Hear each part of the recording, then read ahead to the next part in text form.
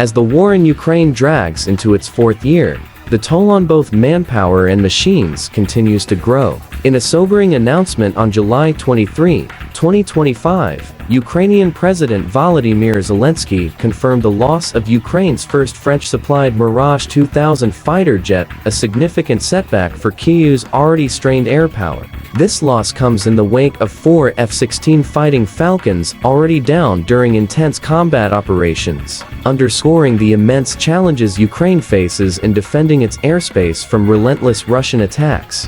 While the pilot of the Mirage 2000 ejected safely and no casualties occurred on the ground, the incident speaks volumes about the operational strain on Ukraine's newly acquired Western fighter jets. Mirage down. What happened? The Ukrainian Air Force reported that the Mirage 2000 was on a mission Tuesday evening when the aircraft experienced a critical equipment failure. Acting swiftly and professionally, the pilot reported the issue and executed a safe ejection. President Zelensky later clarified in his address, the pilot managed to escape, and it was not shot down by the Russians.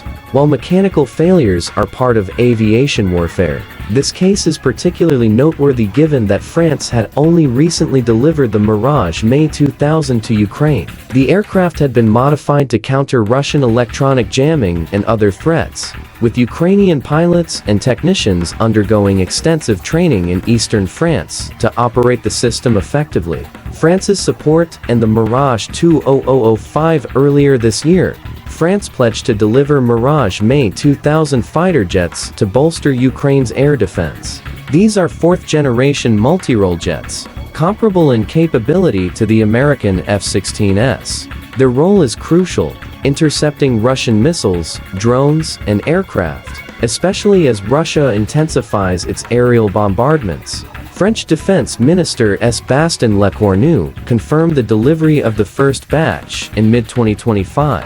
They will now help defend Ukraine's skies, he stated. While he did not disclose the exact number of aircraft delivered, it was part of a broader French commitment that also included training programs for Ukrainian aircrews. F-16 losses. A growing paternity Mirage 2000's loss follows a troubling trend involving F-16s, another linchpin of Ukraine's Western supplied air arsenal. Let's break it down. Crash 1. The first F-16 was lost just weeks after Ukraine received its initial batch. The pilot perished, and initial assessments pointed to a technical malfunction or pilot error. Later, a Wall Street Journal report introduced a more alarming possibility: friendly fire from a Ukrainian Patriot missile. Crash 2 occurred in April 2025. Again, the pilot was killed. While speculation swirled ranging from air-to-air combat to electronic interference, Russia claimed the kill, stating the aircraft was shot down by one of its air defense systems. Crash 3. On May 16, 2025, during a large-scale Russian aerial assault, another F-16 was reportedly down. The pilot had successfully intercepted 7 Russian air targets, but as he destroyed the last one, his jet was hit and began to lose altitude.